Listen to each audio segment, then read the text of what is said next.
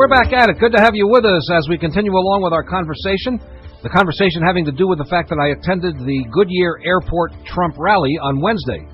Quite a spectacle to watch Air Force One as it lands on the tarmac. All the people there started applauding and cheering and all that. And it was, of course, the plane is parked right behind where the president speaks wherever he goes. And it's a majestic sight, to say the least. And it was a majestic sight to see massive numbers of people at that rally, as they all are. I'll just mention Minnesota. I think Keith Ellison is a disgrace to a Republican democracy. And when I say Republican, I don't mean party. I mean a republic per se, where we have representatives representing us in Congress. He is shameful. He is disgraceful for limiting the president to 250 people at that rally. How low a blow is that? Which is only going to boomerang, because the people in Minnesota are going to get angry and say, the heck with this. We're not going to tolerate suppression of free speech, even if we don't agree with the guy. How do you do that to somebody? Shameful.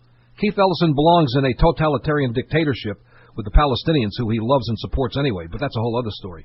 In the meantime, we get back to the people who were at that rally, and delighted to have with us Stephanie, who was there and agreed to come on the program. Stephanie, how are you today? I'm doing very well, thank you. It's a pleasure. Now, tell me where you came from to attend that rally. I came from Tucson, Arizona. So you drove quite a ways. A little ways, I did. I guess he was not in. He was in Tucson last week, wasn't he? He was. Yeah, I went to that rally as well. Okay.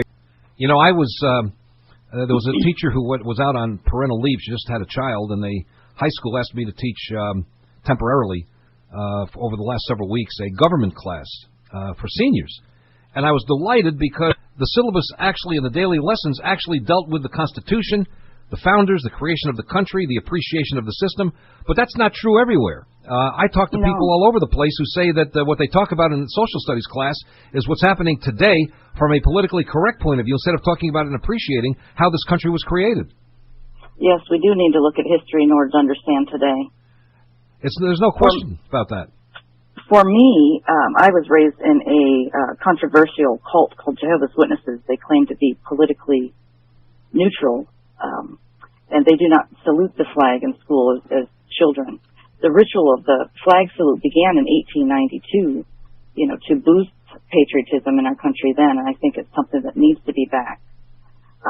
The Jehovah's Witnesses in 1935, there was a young girl who refused to salute the flag, and a few other little Jehovah's Witness children joined her protest, and it was this that brought to the battleground and forced Americans to reappraise the meaning of patriotism, and it sped up the transformation of our constitutional law within our federal courts. Yeah, because now if you don't salute the flag, you don't. It's not a recognition of the nation. And why then is Donald Trump important to you in terms of that issue?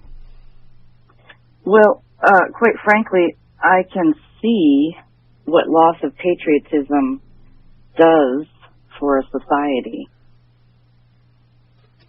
And what is that? Well, look at our streets. Look what's going on out in our streets. Yep.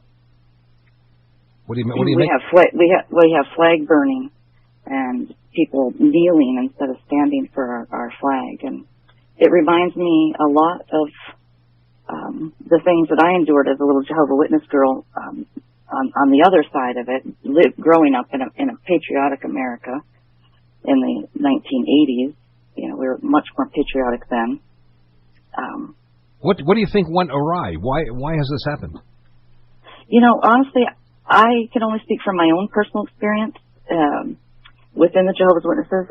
I grew up without any patriotism in that non-political religious movement. And I would argue that today the patriotism is a no-no in the politically correct crowd, in the schools and colleges everywhere. It has completely flipped, and I can't help but wonder, with taking our flag salute out of the school, even for a small fringe group, how that might have a trickle effect. This case on the Jehovah's Witnesses that I mentioned in Pennsylvania, October 1935, actually went on. Well, I want to really get back to the president. Yes, and your attendance at his rally, because it's much bigger than Jehovah's Witness, which, as you said, is a cult. And I've known people who were in that and got out because of the devastating way they were treated. But the idea of patriotism, of loving the country, is common sense, but we don't see that much anymore. And I think you've made a great point about that. Stephanie, I thank you very much for being here. Thank you for attending the Trump rally. Thank you very much for having me on today. It's a pleasure, and I'm sure you have or will be voting for Donald Trump, so congratulations on that. I will be voting red, yes.